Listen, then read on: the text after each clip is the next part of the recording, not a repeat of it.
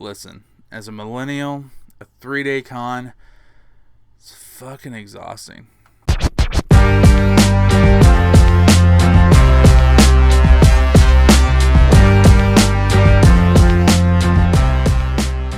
Welcome to the Batman Drew podcast. It's the podcast about life, fandom, and all the random shit in between. Thank you for joining me today. I am your host, the Batman Drew, Andrew Mills. And yeah, I'm looking forward to recording another episode of the podcast with you guys. Normally on this podcast, we talk about life, we talk about fandom, and again, all the other random shit kind of in between. But today, specifically, we're going to talk about the Fan Expo in Dallas. My wife and I just got back from the Fan Expo in Dallas, and I gotta tell you, it was a shit ton of fun and exhausting. So, just want to be able to kind of dive right on in. If you've never been to the Fan Expo in Dallas, first of all, let me just kind of let you know that it is arguably one of the best and most affordable conventions to go to here in the South, right? So if you're from Texas, Louisiana, Oklahoma, Arkansas, it is definitely, it's worth the drive down to Dallas. It's an easy con to be able to commute to, and it has a lot for the price that you get. I think a 3-day pass was like $100 a person to go for me and for my wife. And again, like any convention, there has to be a little bit of budgeting involved. You also got to be able to, make sure that you can afford to be able to go, and all the things that go into it, like parking, food, all that kind of stuff, right? So there's a ton of cost, and but if you're able to splurge and make that, then I think it is one of the best cons to be able to go to. So, what did we do? So I've already posted like day 1 through 3 videos on my YouTube channel. If you don't follow me and subscribe on YouTube, please go do. It's the Batman Drew on YouTube. But while we were there, we did quite a bit. We ended up with a large haul that we brought back. So for the first day for Fan Expo in Dallas, I'm just going to kind of break down the trip for you guys, let you know what all we did, and kind of like if you've been thinking about going to Fan Expo in Dallas, what that kind of looks like from a financial standpoint. Okay, so on Friday we left Oklahoma City. I think we ended up leaving roughly about 10 in the morning, maybe a little bit earlier, because we wanted to stop by and kind of hit a couple of attractions on the way to Dallas. But we ended up booking a hotel at the Crown Plaza in downtown Dallas. When I started looking for hotels or Airbnbs, found that the Crown Plaza there in Dallas, for the price, was the best value that we could get. So it's roughly about a half a mile away from the convention, and it cost about $60 a night to be able to stay there. Parking at the hotel was $20 a day, but anywhere you go down there in downtown Dallas, you're going to have to pay for parking.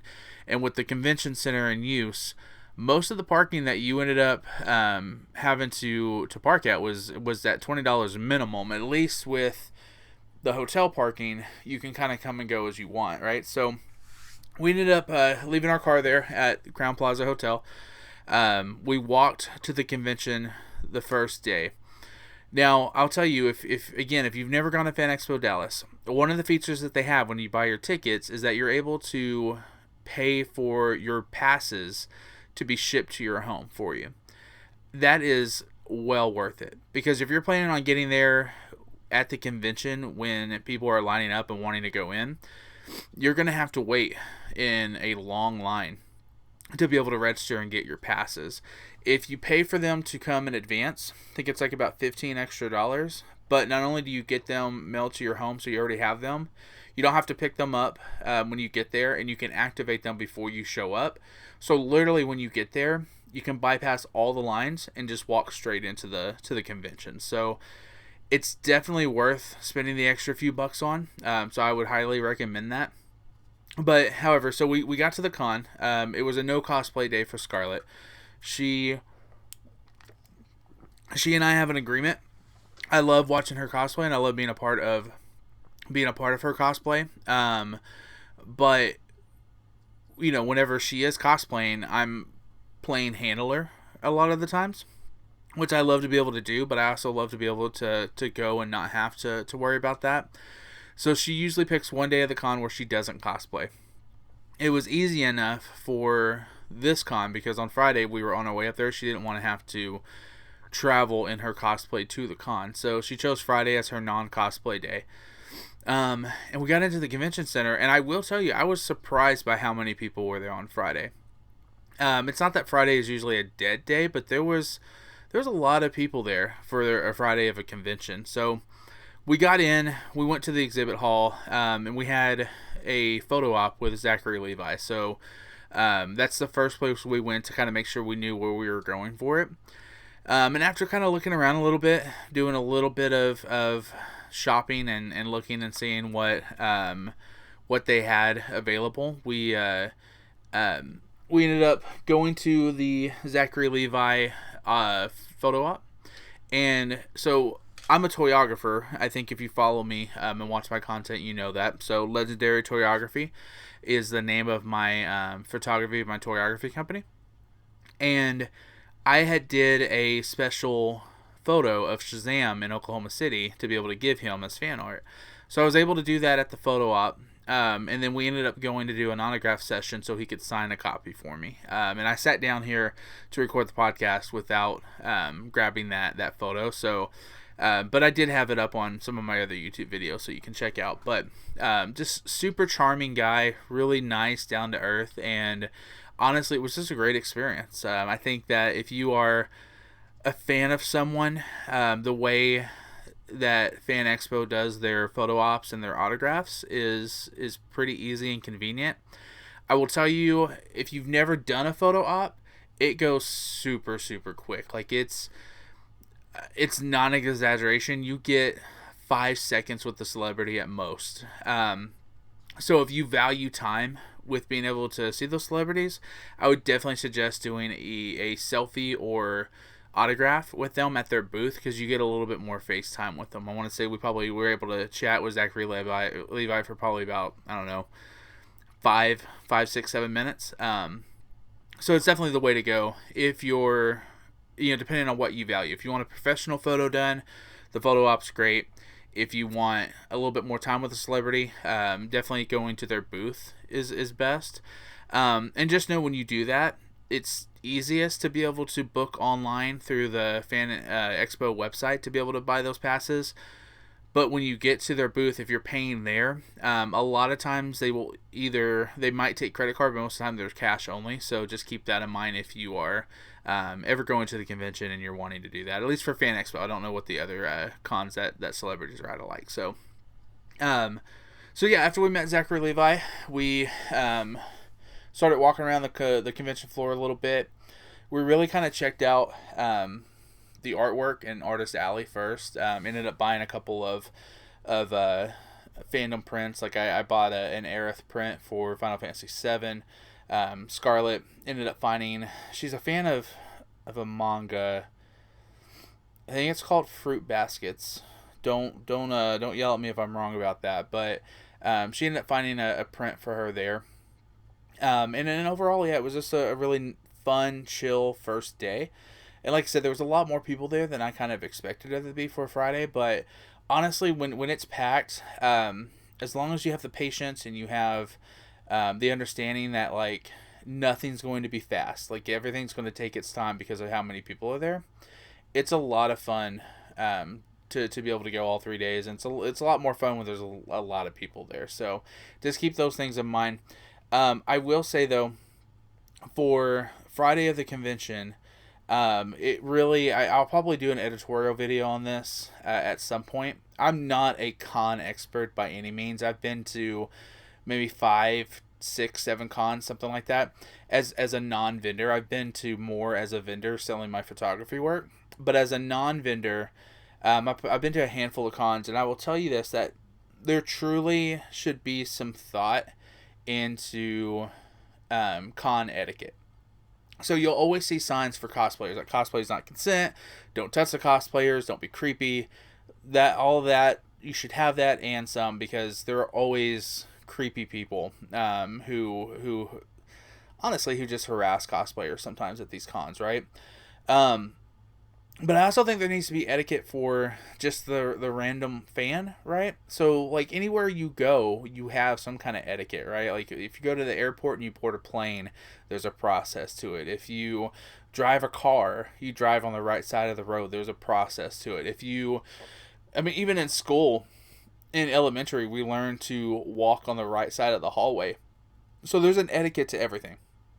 At cons, it's like a free for all, and people have no self awareness. And we're all there to have fun. I'm all for that. I don't want to crush anybody's good time. But you've got to be aware of the people around you. You've got to be aware of where you're at. You've got to be aware of people's booths and what they're there to try to do. I'd say one of the most annoying things for me as a vendor is when people have no interest in my photography work, but yet they decide to block my booth because they see a friend they hadn't seen all day at the con, or they're wanting to take a phone call to look for someone, or things like that. Like, step aside. There are gaps. There are places in the convention that you can step away to be able to do those things. In front of someone's booth is not the place for it. Also, don't, like, understand, again, everywhere you go, it's going to be a slow process because of the amount of people. So wait your turn. If just have some common decency of the people who are around you and who are trying to walk, because we are all trying to go different places. We're trying to check out different things. And it doesn't bother me when someone stops to look at someone's booth. Great, that's what we want. That's what they want you to do. They want you to look at their shit they're selling. They want you to interact with their product. They want you to buy. What drives me crazy, though, is when people are in some kind of a rush and they decide the best way to be able to go about it is just to walk through people. Like, that's not okay. So, the one thing that did happen to me Friday that I will say I wanted to punch someone was this fucker. He was, I don't know the character he was cosplaying. There's probably no way in hell you're watching this video, but I will say it just because it'll make me feel better. You were in a cosplay outfit that had, I believe, a blonde wig and like a green suit, maybe like a military suit or something. I don't know. It was definitely an anime cosplay. And you were near the Pure Arts booth, which we'll talk about that here in a minute. But you were near the Pure Arts booth, and you open mouth coughed right in my fucking face. Like, when most people, when they go to cons, they come back with some kind of con crud.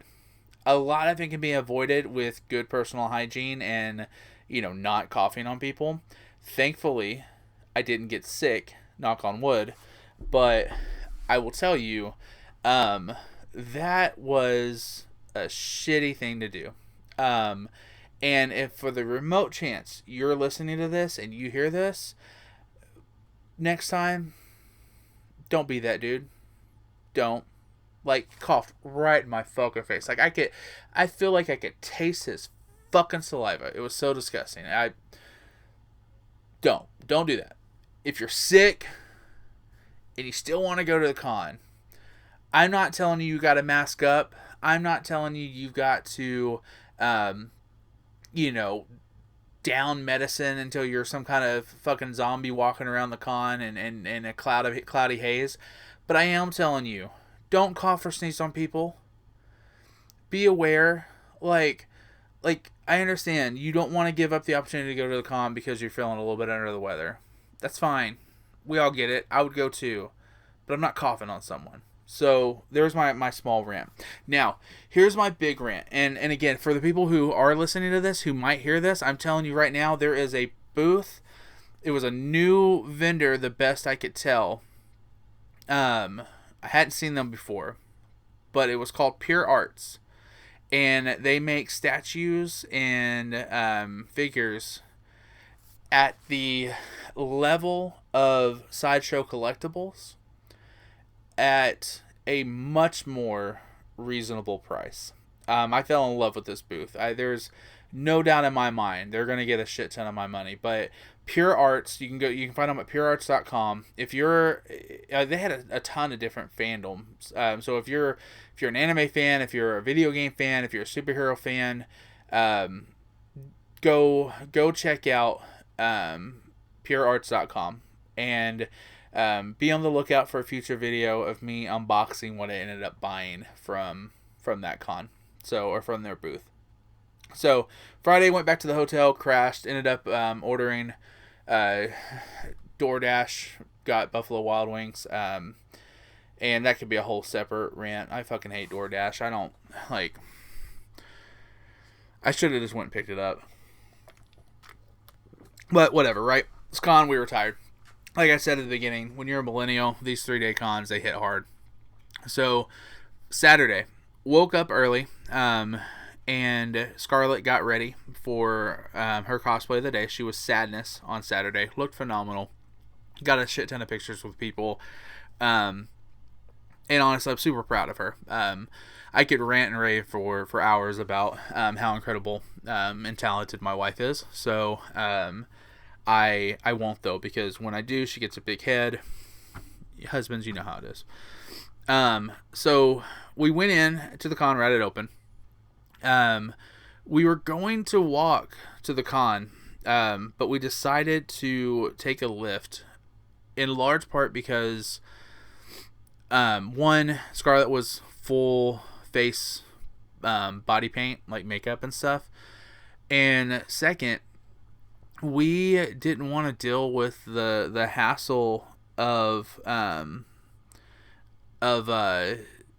having the homeless crowd that we had to walk through. Every place you have to kind of battle that battle with homeless people. And I wish that there were a lot more that cities would do to be able to combat that.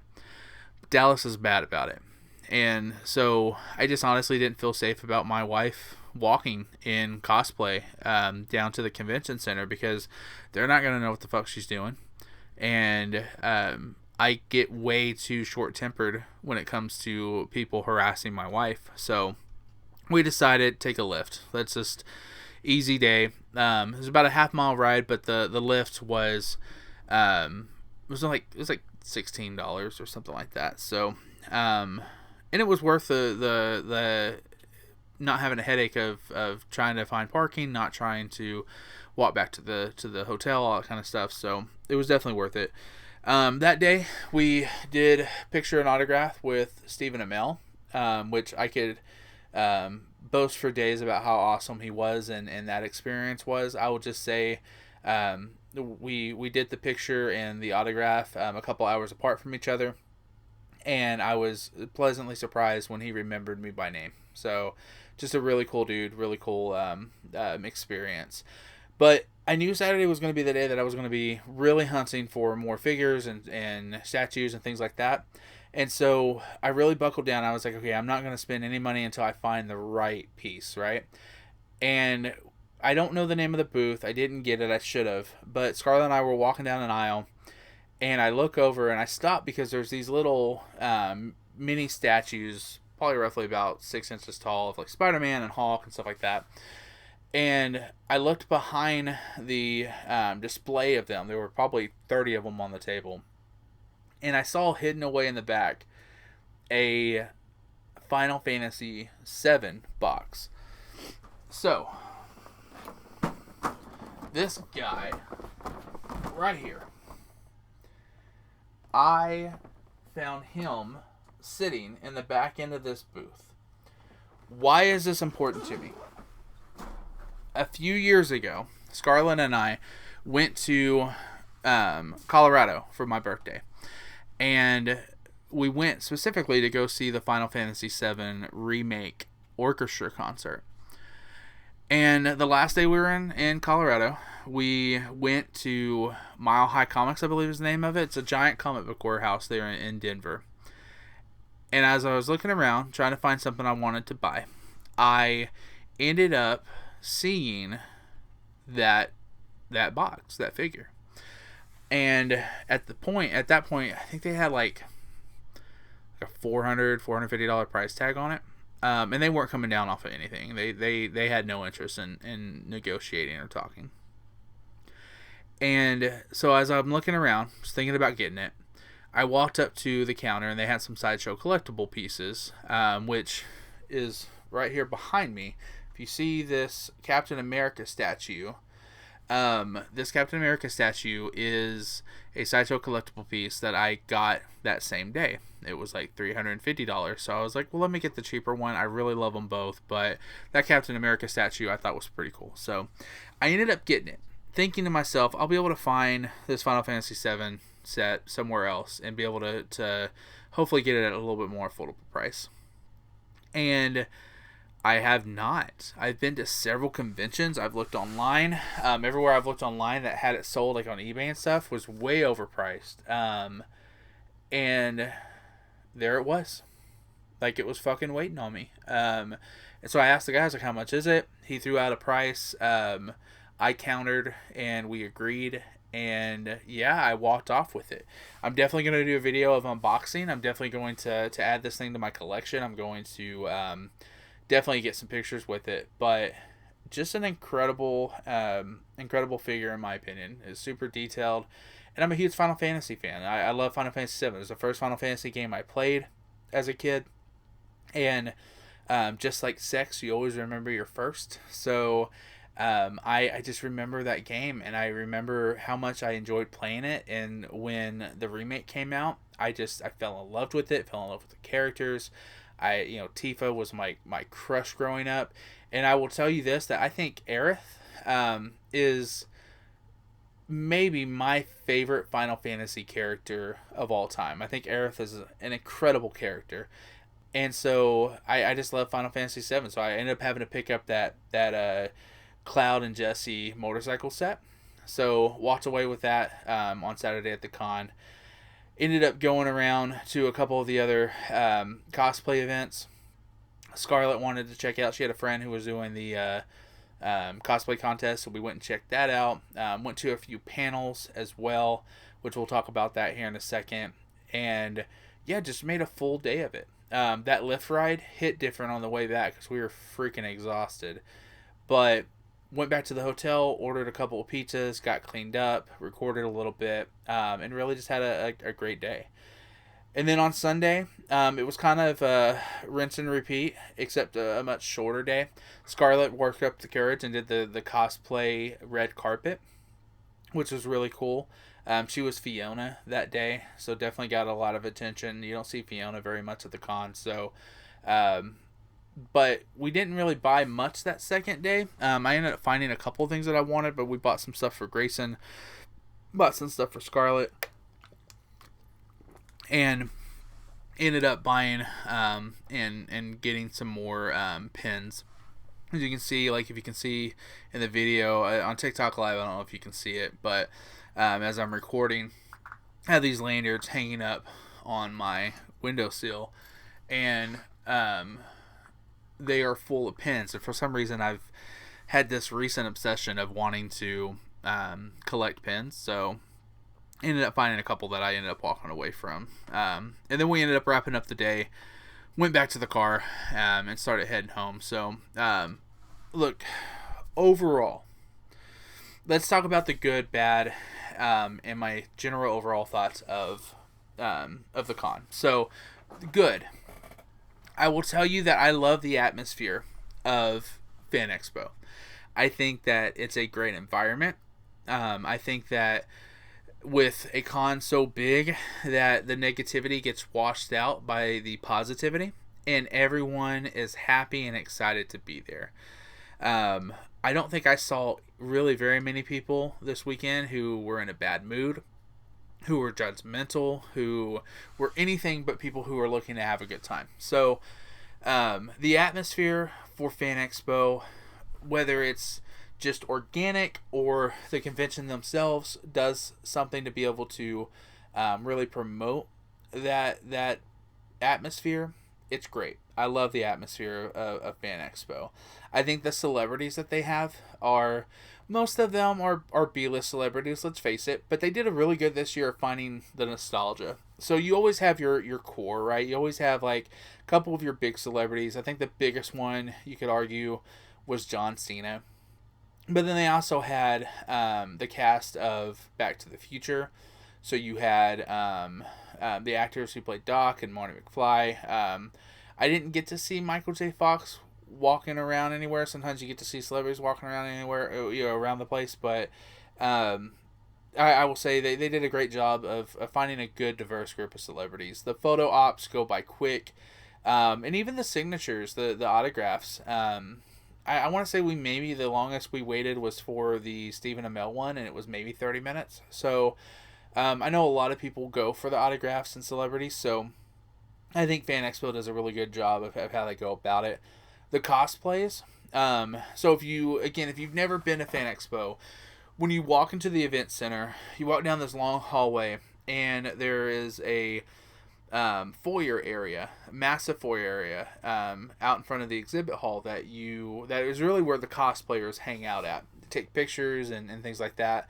That is a great experience. They do a really good job of giving cosplayers a good, safe place to be able to cosplay, while also making it accessible for the fans who want to be able to take pictures with them and things like that. And then the exhibit hall, the selection of products and different fandoms is great at Fan Expo. I think that if you are there for comics, you have a lot to choose from. If you're like me and you're there for artwork and action figures, you have a lot to choose from. The Arif print that I got, same artist who does this Aloy print that's behind me. So an excellent selection of products. A couple of highlights, again, Pure Arts, you gotta go check them out. McNoodles Crafts is they're just disclosure, they're friends of ours. We met them when we first started doing cons ourselves and doing Artist Alley, but they are amazing, not only in their craftsmanship and the product that they bring, but they're legitimately the nicest people you'll ever fucking meet. So great people. And then I also saw a couple of other artists that were there. Got to meet for the first time that we really enjoyed. So products and fandom, no matter what you're there for, there's plenty to be able to keep you entertained. That's the good. Talking about the bad. This is just my opinion. All of this is subjective. However, I thought that the more and more we go to these cons, the more and more I try to get involved in panels and going to panels. And I thought the panels were hit and miss. We went to 3 panels.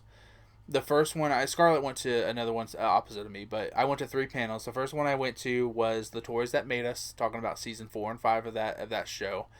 And they were phenomenal. They did a great job. Knew what we were walking into. It was clear. The description was clear. Just an excellent panel. A lot of fun. That afternoon, Scarlett and I went to a panel called Magneto Was Right.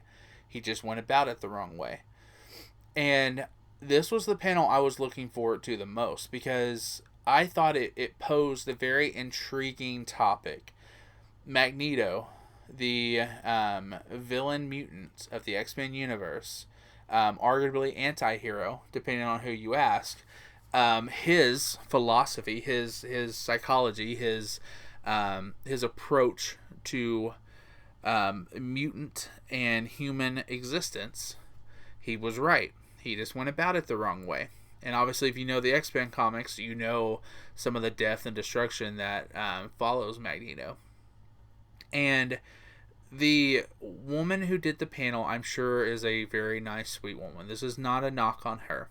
But she clearly had stage fright. And she even made a comment of how she didn't expect as many people on the panel as there was. And then the panel was full. I'm not going to lie. There was probably 100 people in the room to watch this panel. But if you're going to do a panel, like, you've got to be prepared. You got to be ready for it. And she was far from that. Her notes were disorganized. She had no visual cues. And I think what maybe was the most frustrated part was that her topic that she proposed, she had no filler for it. It was just headline. And if you're going to tell me, hey, Magneto was right, he just went about it the wrong way, then what was the right way to go about it? What was the way that Magneto should have should have went about his goal, right?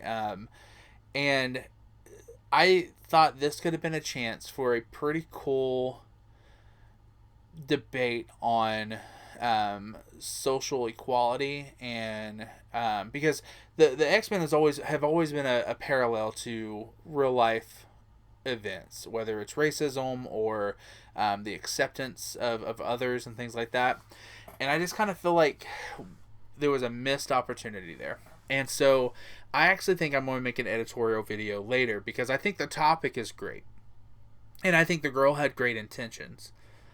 Not to make a pun, but she just went about it the wrong way. It just wasn't a good panel. And what sucked was when you spend as much money as you do to go to the con, not everything's going to be for you, but you should respect the people who are going to that con enough to be prepared. And she was far from that. So I think I'm going to make an editorial video because I like the question, I like the topic, and I think I'm going to try to find someone to have this conversation with who is a fan.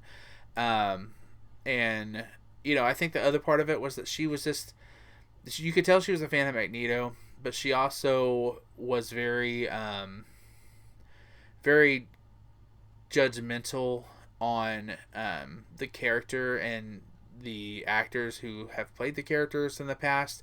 And the conversation went away from Magneto was right, he just went about it the wrong way, to, well, let me tell you why I didn't like this about Magneto in the movies and why I like this. And it just, that wasn't what we were there for. So, and then the last panel we went to was a great panel. It was, I don't remember the title of it, but it was like basically how do you make a great comic book cover. And they had several artists, comic book artists, that were there who have made some amazing, iconic, has made some amazing, iconic comic book covers. And they had a very good conversation about what that world looks like, what goes into making a good comic book cover, what are the challenges, especially when you're talking about the publisher and things like that, to making a good comic book cover. So overall, the panels were hit and miss. The vendors, we talked about the selection, and there was a great diversity of product at the con. I will say, though, the one thing that I realized after this being my third year going to the con, it's really the same vendors.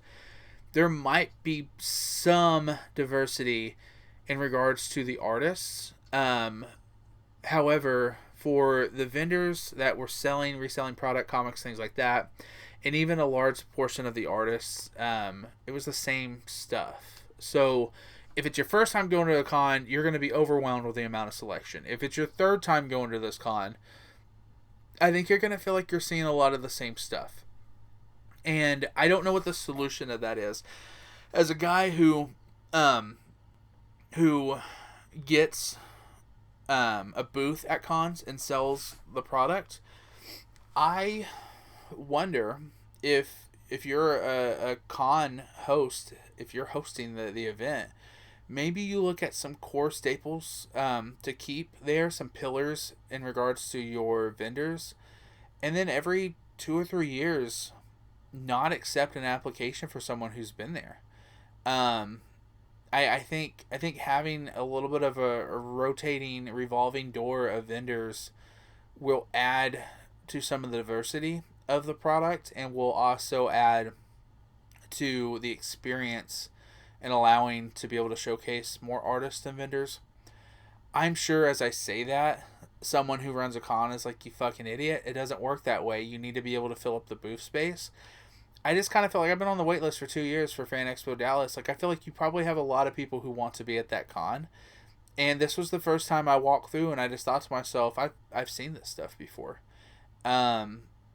So I think that the same vendors, I think it's starting to get a little repetitive, to be honest. But the biggest one, the biggest thing that I think that Fan Expo could do, and I'm sure this is the way with a lot of cons, but the traffic flow at the convention center. And now this may not be on them. As I'm saying this, it might be the way that the convention center tells them to do things.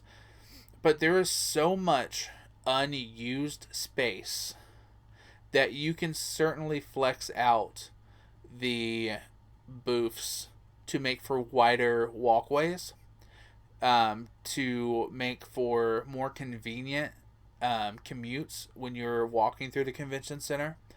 I think there are ways to be able to take some of your artists and some of your vendors and merchants and things like that and be able to spread them around some of that unused space even outside of the exhibit hall.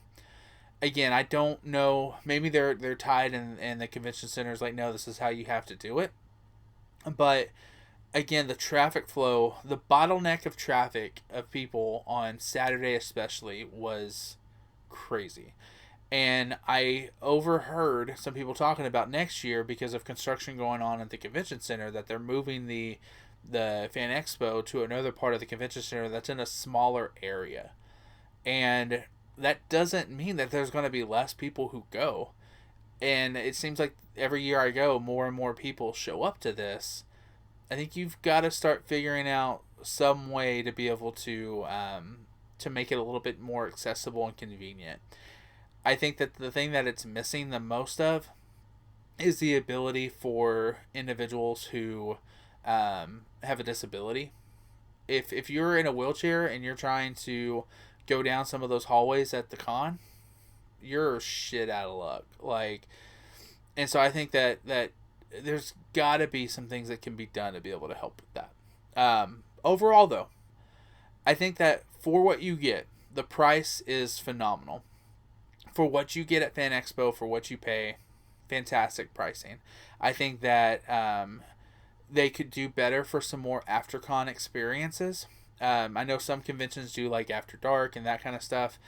I don't know. This is not a hotel. This is a convention center. So I know that there has to be a hard time for you to leave. And I know that they did have some things going on around the convention center for after the con was over, but there wasn't a lot of options. So I think that you'll attract more tourists and outside guests if you have more options for them to do later in the evening. And then lastly, I do think in a world where it's thumbs up or thumbs down, should you go? Thumbs up. You should definitely go. This con is very much worth the money that you spend for it. It's worth the experience. And you're going to have a great time. For all the things that I talked about that were bad, we had a fantastic time at Fan Expo. And I think that if you are new to the fandom, you'll enjoy it. I think if you are like me and you've been a fan since you were born, you're going to have a great time. I think if you're a cosplayer and you're new to cosplay, I think you're going to feel empowered and you're going to feel accepted in your cosplay. If you are an experienced cosplayer who makes movie quality cosplays and props, I think you're going to feel validated and you're going to feel very pleased with the reaction you're going to get from individuals who are your peers and your cosplayers. So go to the con. I don't know what you're doing next year. I think they're moving the con a little bit later in the year. Fuck it. Go online, fanexpo.com. Find out when the next one is. Go to the con. It's a great time. It's a great experience. So that is it. That's what I got. That was my experience this last weekend at Fan Expo Dallas. Again, great time. I will have more videos posted, unboxing videos this week and things like that. So make sure to check those things out. And just, remember, guys, to always love all those little awkward moments between life and death. Thanks for being here. Remember to like and subscribe and all that kind of fun stuff. And I'll see you guys next time at the same Batman Drew time on the same Batman Drew channel. Thanks, guys.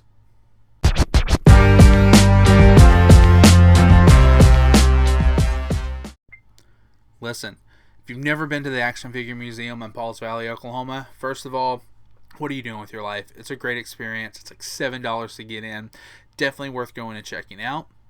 But if you want to see what it's like before you make that investment in that drive, take a look at my upcoming videos this week.